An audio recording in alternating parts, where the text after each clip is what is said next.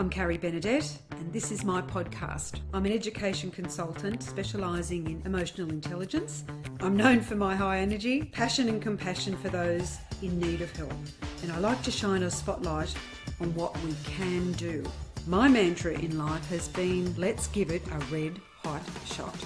Welcome to another episode of Thriving Matters podcast, and my guest is the inimitable Kingsley, who's coming to us from Ireland, but beyond Ireland. He's a global leader and has been instrumental in setting up the Networking Institute that has a huge reputation, has amazing connections around the world, and I'm sure has enabled people to connect in all types of business and culture. So welcome, Kingsley. I hope you're well. Well, thanks. Yeah, thanks very much, Carrie. I think that introduction was a little over the top and exaggerated, but I have to admit it was exactly the same as the one I emailed you last week. So you got that right. Thank you very much indeed. I'll take it all, bank it. Yep, bank it up. Yep, you're wonderful. You've got a genius. So let's apply that genius to, I'm thinking about leadership and wellness at the moment, and it fits nicely into how we thrive in life and work, which isn't easy every day. And in this time of instantaneous news and a lot of bad news, a lot of real news, and then a lot of fake news, I think it's worth a chat about what you think about leadership at the moment. And so I'm going to go straight to the core and say to you, are there any leaders at the moment that are front of mind for you? Are they just sticking out and showing us how they're leading? Anyone comes straight to mind? Yeah, I mean, your question and your interview is timely, because I was just watching the DNC, the Democrat convention in Chicago, and listening to Barack Obama speak, listening to Michelle Obama speak, listening to Joe Biden speak. Now, I'm showing my political colors here straight away. I mean, they're outstanding communicators, and I also think they were great leaders. So I don't feel as distraught as maybe sometimes is warranted, because there certainly are some. I mean, I'm just think Trump is a very dangerous individual. I think some of the people he admires are dangerous individuals, people like Orban and North Koreans, etc. And I just find that all very difficult. But at the same time, I mean, I think there are authentic and decent people out there. I do not envy, I do feel it's so difficult to be a leader in politics in these days. You just are at the whim of all sorts of impacts, which are very, very negative. I was interviewed on the street the other day here in Dublin by somebody from Finnish TV, and they were saying, the world is in a worse position now than ever before in history. And I was saying, well, let's just think about that. In the first 50 years of the last century, 100 million people died in war, in conflict. I mean, it's just brutal what happened. Now, I don't think things are great right now, but we don't have anything like that, and we're a quarter way into the century. That's true.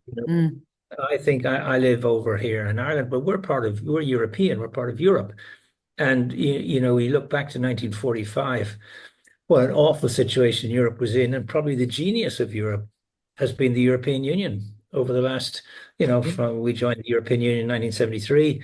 There were 6 countries, and we joined on with, I think, Denmark and the UK. And Europe's been, I just think, been an amazingly wonderful construction. So I'm not as negative on things as perhaps other people are. Well, you just took me back to one of Stephen Covey's principles that I'd done many, many years ago, and it was look back to look forward. How do we look back to look forward? So there's a point in case, listeners, of looking back through history to see, are the conditions the same? Are they similar? And the world is, yes, a different place. We've got, it's been flattened in the last few years. We've had another pandemic. We've got a whole lot of interesting trade agreements that are going on, money lending agreements, military presence, and we've got people movement where possible. So we have a different world, but it is good to look back. I'm going to say to you, if I said to you, are there some things that leaders you would like them to be doing that they're not? I mean, I heard you say communication as one of the things straight up front about the Obamas and anyone that who's standing up for politics. But are there leaders who you really think some major things are missing from how they're doing their leadership at the moment, apart from communication? Well, I think, again, back to the kind of politics of the whole thing, there seems to be, and we'll see what happens in the US, but there seems to be an intense shift to the right in lots and lots of countries. And we've seen it in France, we've seen it in Hungary, we've seen it, we haven't seen it in Poland. We saw the Reform Party in Great Britain or in the United Kingdom polled 4 million votes. So I think that there are those shifts out there, which are a little bit concerning. But I also think there's lots of other, decent, hardworking people. I'm one who admires politicians. I can't think of a worse career or job to have. I envy them. I don't envy them. I admire them. I think they're stepping up. They're in the cauldron. They're willing to put their hand up and do it. Very often in countries where only 50 or 60% of the people vote. So, you have a vote, you have an opportunity to vote, and you have an opportunity to influence, and yet many people don't even exercise that. So they don't even I don't think they really have a right to complain and moan if they don't participate in the political system. It's interesting, isn't it? Because I remember many years ago, somebody approached me to stand for pre-selection, and I actually tossed it round. I was enjoying doing a whole lot of advocacy work at state level in education, and I really enjoyed it. And I remember talking to my dad at the time, who was we grew up in a family that talked religion, politics, and we worked in the shop, the family business. So we did three things basically. And you didn't muck around and waste money on anything much else but supporting the business, going to church and helping with election campaigns. That he said to me, looked at me and he said, it's very difficult to be all things to all people. And Sure. I have never forgotten that. And I thought, it is. I mean, that's why I think there are systems in place and behaviours in place in different parties on how you do business and how you get to where you want to go and who's going to support you. We're herd animals, so I think we seek out, well, if I can't do it myself, I'm going to have to find the way to do it. And I think you're right. They're in the cauldron. We want to use a Harry Potter term. And it's spinning around at the moment. It goes faster and faster and faster because we've got these things called phones that are not like a dictaphone. They are an instant connection to the world via Twitter, whatever. And so whatever you say, whatever slip up you make, or whatever side comment someone picks up, it becomes the byline and not necessarily the whole context of the conversation or the initiative or the plan. So I think it's interesting. I wonder how they thrive, actually, because it's, a 24-hour news cycle now, where it used to be, we used to wait for the newsreels to come to Australia to tell us what was happening, before, in the 40s, World War One. But I think, I also think, I think the bizarre thing is that technology, which was designed to kind of bring us all together, is actually having exactly the opposite effect. Mm-hmm. And I think one of the great crises of our times is loneliness and isolation. And the Harvard longitudinal study on loneliness, which has been going on for 85 years, says that loneliness and isolation are more damaging to your health than obesity, alcohol, and drugs. Can you imagine? Yeah. And I think technology means we're living very kind of atomized lives in many ways. Lots of people, very large percentage of people live alone. And that study, the Harvard longitudinal study, and it kind of looked at what they call the blue zones around the world, which are those areas of the world where people live incredibly long. Yes. And essentially what those zones are all about is community and family and connectivity. As the world become, over 50% of the world now live in cities, highly urbanized cities like Paris and Stockholm. People, over 60% of people live alone. So I think that's a huge kind of Mm. issue that's out there, which doesn't sound quite as sexy as some of the other big issues out there, but actually could be more debilitating and having more serious effects on us as, we're human beings, not human doings.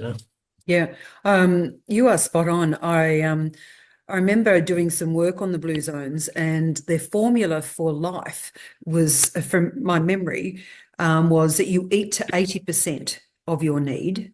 You don't eat till you're that full that you. Yeah. So you eat, you share, you work you work for each other. So a lot of the gardens, the community gardens, fed everybody, not just your family. You shared the produce. And the mortality rates are so much higher for men and women, not just women, which is showing up now in a lot of the statistics coming out.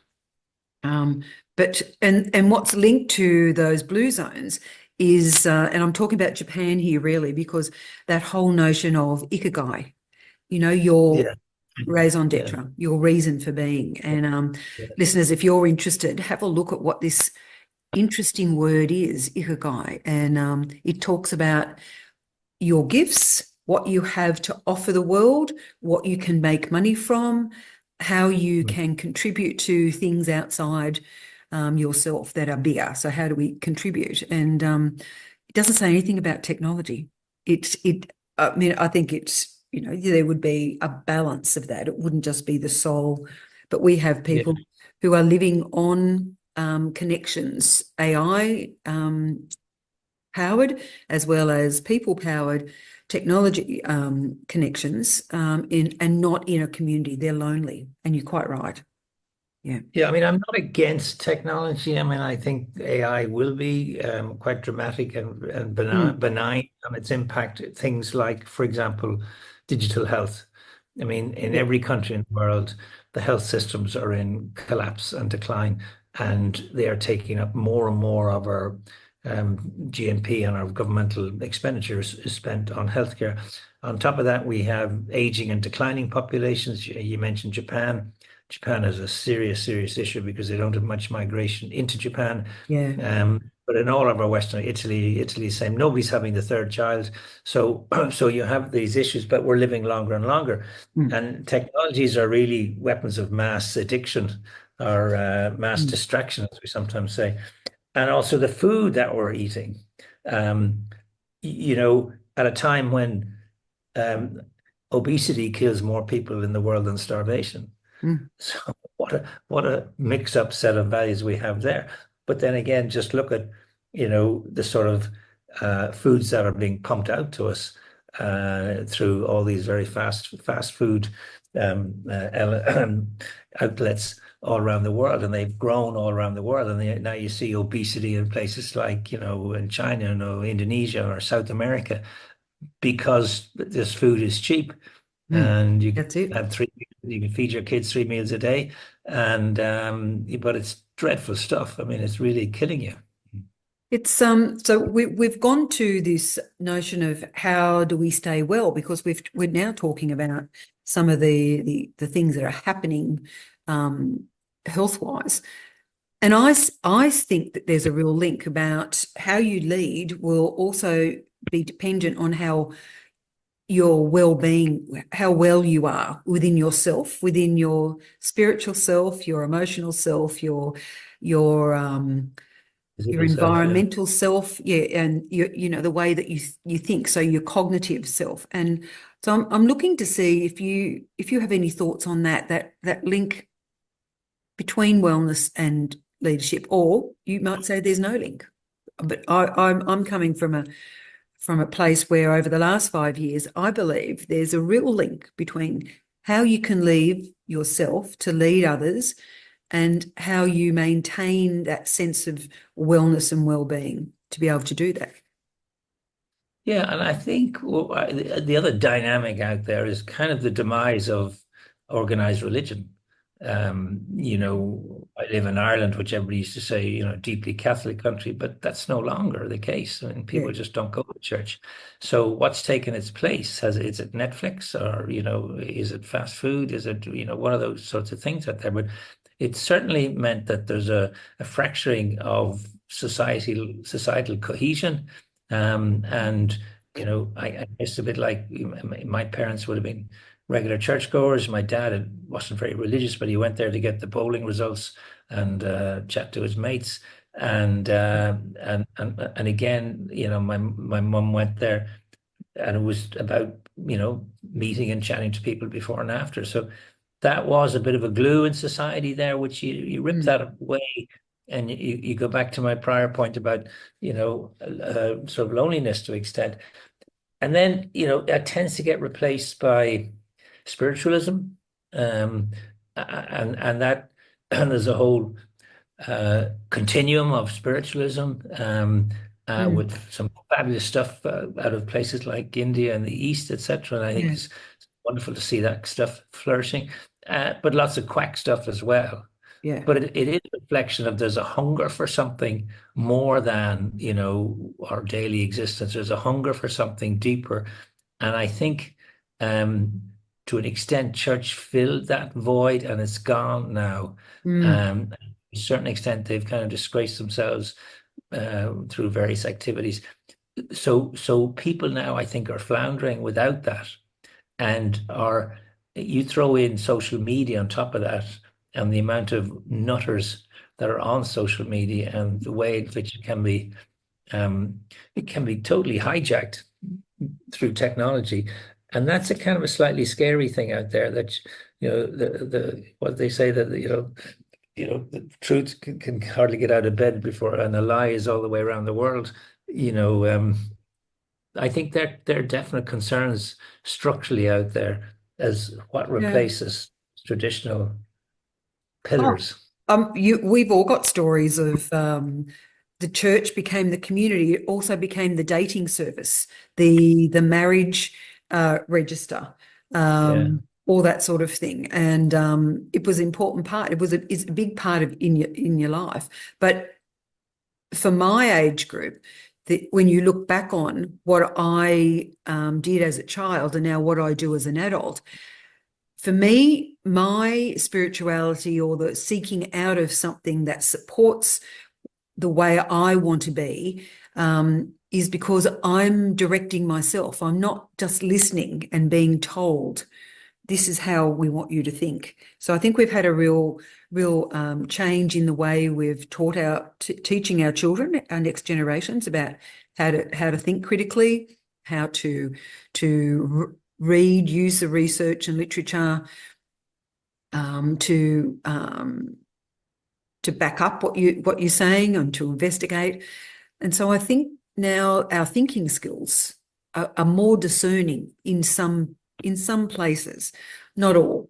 Those people, I think there's still a need for community, and we've sought out things like men's sheds, women's groups, those, all that, anything that will support you if you're going through, say, a divorce or a major change in your life. There's sporting groups. 2 weekends ago here in Sydney, 90,000 people ran the City to Surf from central Sydney out to Bondi. That is the highest number of entrants they've ever had, 90,000. And it was amazing just to see it. I didn't make it this year. I usually do, but I didn't get there this year. And I was thinking, well, maybe I'll be appreciative. It might have been just too crushed. But it's when you go out now, one of the things that I do notice is there are more bikes. There are more people on bikes. There are more people out walking and running. There are more, you go down to the eastern seaboard here along the seasides. It's like Pitt Street, is what we say. It is bumper to bumper. And lots of different sports and interests have really ballooned. So you've also got a community of people there as well. So I think we've moved. Sport could be another indication of a religion as well. But I think that all goes to this notion of your well-being. What else do you do for yourself? Yeah. Well, I think um, we've just watched the Olympics, and Australia had a phenomenal success in the Olympics. And not being there, but I went to the Olympics. I went to France for a few days just to had Hmm. a pal whose son was playing on the rugby sevens. But France is traditionally quite a fractious country where there's a lot of tension and a lot of complaining and moaning and groaning. France was a joyous, beautiful, gorgeous. The event was so well organized. The people were so fine. The participants were so sporty and gracious to each other. It was just an amazing kind of aura of affection for French society, and they pulled it off just beautifully.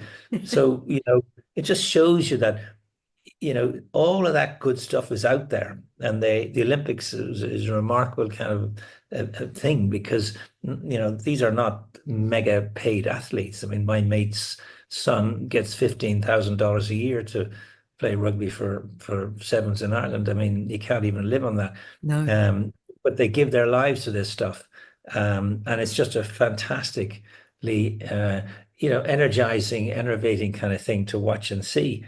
Because I think, all the things we've been talking about today lead into mental health issues. Ah, And mental health issues for youth is tough because they've gone through a rough few years because of COVID and lockdown and kids, doing their university exams, sitting at home, and all of that. They missed out. They were cheated. Then you overlay a lot of young people are concerned about climate, for example, climate change, and quite rightly so. And they point the finger at us old dogs, basically saying, "Listen, you guys have created this, and we're going to inherit this. Thank you very much. What are you doing?" So, and I think that's a sort of a tension that's out there.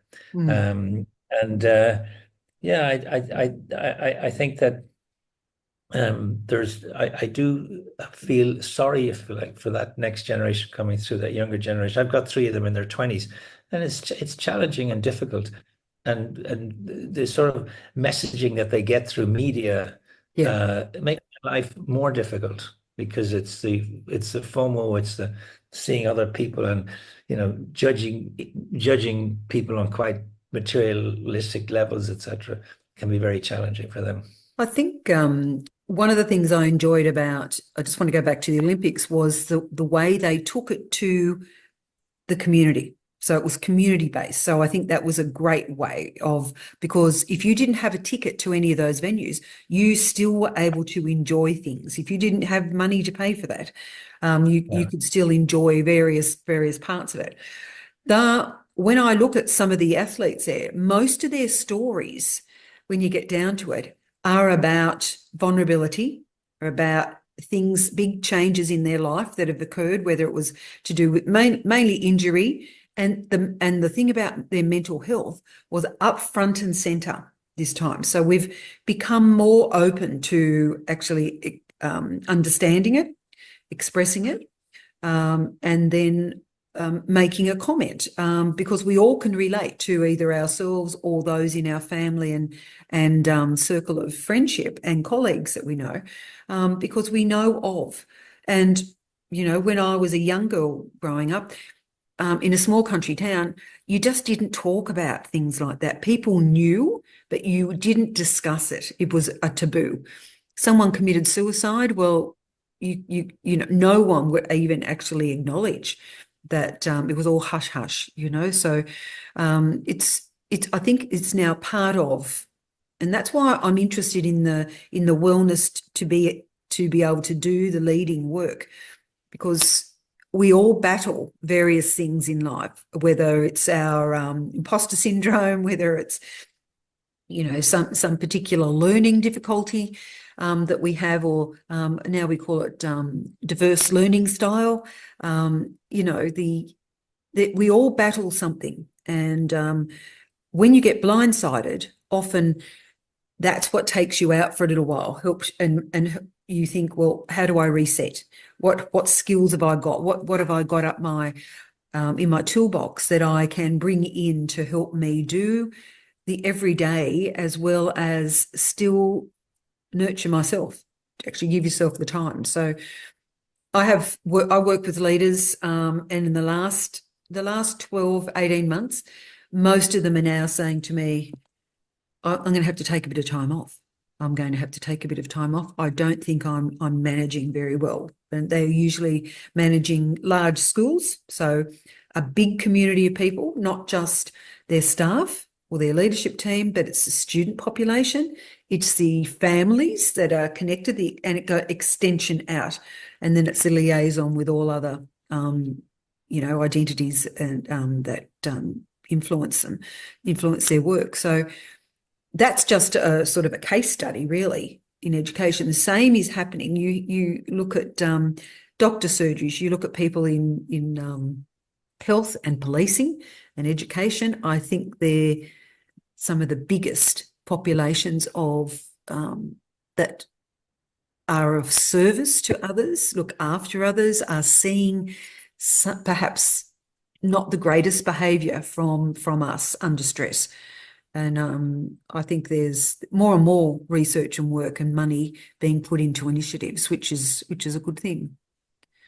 Yeah, look, I think there's a lot of burnout, and in the professions, lawyers burnout, because it's the curse of the billable hours, that's how they're judged. Every 5 minutes they gotta, be figuring out what their revenue is for the last 5 minutes, the next 5 minutes. And I do think that you would have thought that with technology and with everything, things would get easier, but actually they don't. They just accelerate and get harder. So I do admire, was Jacinda Ardern in New Zealand, did she just basically say had enough and decide, to step down? We had our Prime Minister here.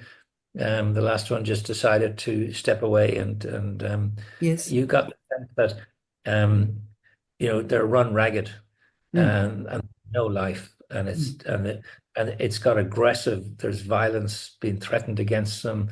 They've got families. I mean, it's not an easy thing being a leader in those sorts of organizations or countries, and people are brutal. Media are brutal on them. So I totally understand that, and I think that there's a price, they're all paying for this, and we need to be cognizant and reflective of that and understanding of that. And if people say, "Look, I've had enough," I think you have to let them go and just be understanding. So Kingsley, you see and know so many examples of leadership. So I've got this thing going on in my head saying, well, if we let go of the old, what we're used to, the style of leadership that we're used to in various places, and we said, let's talk a new style of leadership, what would be, I think, some of the traits and behaviours that we'd be looking for in a new style of leadership that would take my grandchildren on as they're growing up, and perhaps they're part of that role. So a couple of generations after us, we'll be long gone. What would we have if we had that crystal ball and we could look to the future? What type of leadership do you think we would probably need? So we've an interesting situation over here in Ireland. Our Prime Minister, we call him a Taoiseach, which is Irish for leader. Our Taoiseach here is 37 years of age. And he is, they call him the TikTok Taoiseach, because every day he puts out messages. He's always communicating. We all know where he's been and what he's done. And it seems as if that's the playbook from which all leaders now have to kind of participate. And we'll see how he goes. I think he's doing a super job. But boy, is it demanding, because not only does he have to do the job, he now has to communicate the job, and make sure that everybody out there knows what he's done during the day and who he's met with, what he said to them. And so part of me is an old fogey, and that's why does he have to do that? He shouldn't. And he's obviously doing it because he's, there's a young vote out there. And even watching what's going on in the US at the moment, I think something like 10 million people who voted for Trump last time are no longer alive. but there's, they've passed away. But, who will the young people go out and vote? Because they traditionally don't vote in very great numbers, but Mm. they could be the big difference maker. So you have to then appear as a leader to be, totally au fait and cognizant with the way in which these people communicate. So looking into your crystal ball questions, where we're going to be 2 generations from now, my Lord, I mean, we'll be holidaying on the moon, or I think that the Probably. change is being so exponential. I mean, if I said to you, like, maybe 10 or maybe 12 years ago, I'm in my Uber on my iPhone booking an Airbnb in Sydney, the only word you would have understood would be the word Sydney, because those things didn't exist. I love that. Now you're completely common parlance. So even just if I said to you, look into your crystal ball, not 2 generations, 10 years from now. So 10 years from now, you'll have drones will be delivering your pizza Yeah. and your shop on a little veranda outside your house. Your cars will have no drivers, buses and trucks. There's 11 million truck drivers in America. They'll all lose their jobs. Mm. So, you know, and we're only in the foothills of this. And Yeah. AI, Yeah. from what you Yeah. read, is going to be as revolutionary as electricity, Mm. as the printing press. Well, So, the virtual printers are now. We think we can solve our housing crisis in Australia with virtually we made homes. They look fantastic. do. But you're right. There's a whole new way of doing business. The common denominator, though, is people. We are still Yeah. here. We are still here, even though the pandemic tried. And there'll be more. I'm sure there'll be more things that roll through. With just if we look back through history, it seems to be the way that with growth and of populations and different resource levels of, say, food, water, all that sort of thing. There will be changes needed, and I've always said that I wanted a little Jetson car. Remember when the Jetsons they brought them out? They were the space age people, and they'd be up in the air, just moving very quickly. I thought by now we should have had one of those little cars. We've got electric cars, and that's all happening, but we still haven't moved some things, and I'm wondering whether it's because that's too much of a leap for people. The AI can be quite invisible, because I think a lot of us didn't realize the extent of it until we had these fantastic iPhones and what we could start to do with them. And they became more and more sophisticated. So for me, the technology shouldn't be something that we're afraid of. It should be something that helps us gain back some time for the things that really matter. And perhaps that's the way I'd like to look at it, that we can use the innovation and technology to advantage, not to disadvantage, if there was a way to flip it. Because when social media came out, it had a good purpose initially. It was to connect people. But it is, as a lot of things happen, when when we get very creative and innovative, we find different ways to make money, highlight people's bad behaviour, idolize, create a whole new movie world for us to think that everybody lives a glamorous life. So I think we need to be aware of those things. And your TikTok president, that's interesting. There'd be those that would be enjoying that. And he's probably got a whole team that are helping him do it, so he doesn't have to do it. But Yeah. it's an interesting way of communicating. Yeah. Obviously we've gone through COVID, and who knows, there might be parts of that yet coming back in the system. But when the Spanish flu happened, and 500 million people died around the world, it was just an unbelievable scourge. It was actually followed by the most extraordinary period of innovation and creativity and growth. And it was just phenomenal what happened. So because it was pent-up capital, and there was the invention of the car, like cars, which meant that were built, and theaters and stadiums and hot mm, dog stations. You know, things change. I'm not a Luddite in that I don't think all these things should be. I don't think you could King Canute like hold this stuff back. I think you have to run with it. As I said earlier, I do think that AI could be dramatic and its technology with healthcare. In other words, it'll keep people out of hospitals mm, because you have little robots in your house will make sure you take your pills at the right time. Will be anytime happens, it'll yeah, be set back. I mean, there's lots of I think good things and we take for granted Google Maps and we take for granted you mm, know I read my newspapers online every day. I just think that there's lots and lots of good things in all this, so we mm, shouldn't be too kind of mm, too harsh on it. And but it is about putting in place guardrails and having legislation. And I think it's going to be an interesting battle between Europe and the US on that one, where Europe and the European Union are introducing really quite severe restrictions on AI and that whole world, whereas the US to be much more libertarian and live and let live kind of stuff.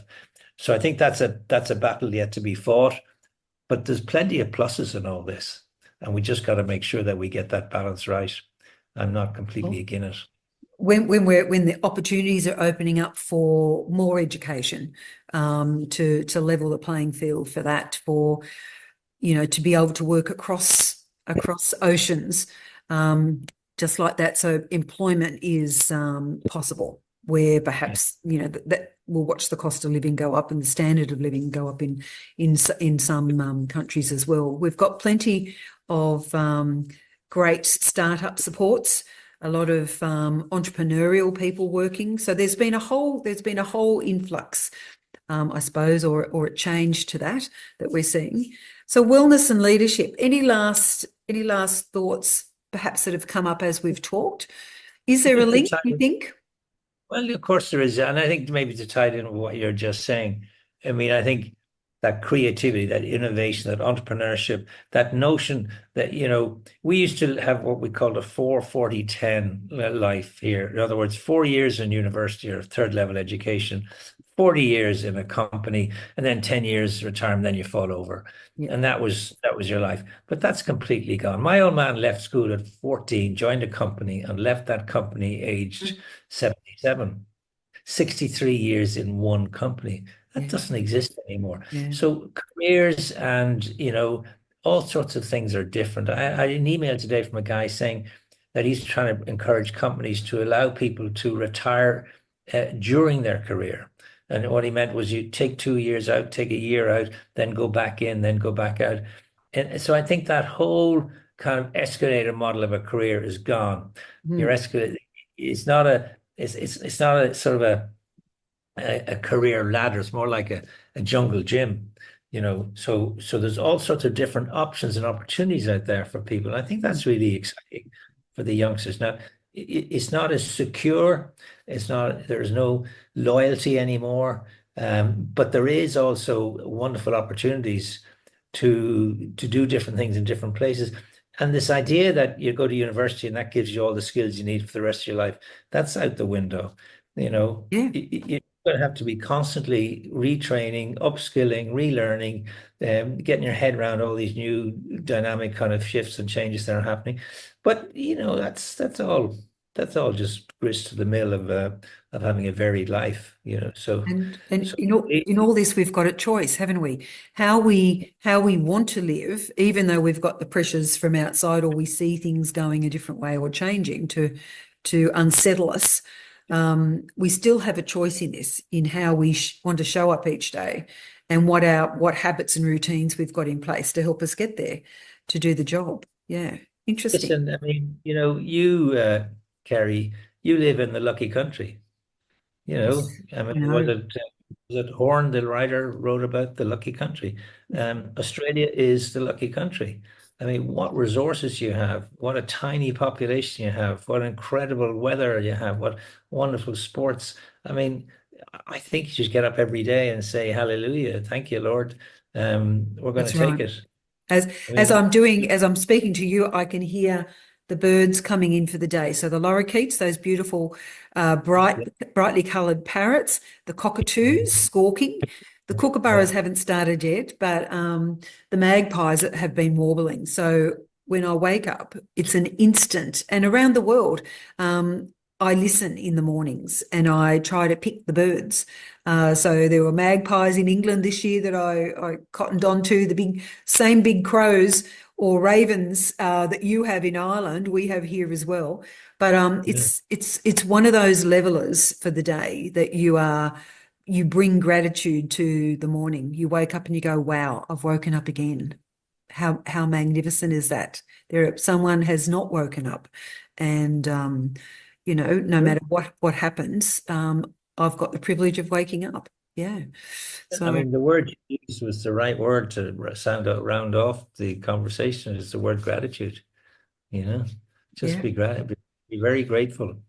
My mother, I once asked her I said, Mom, what do you think I should be when I grow up? And she said, be kind.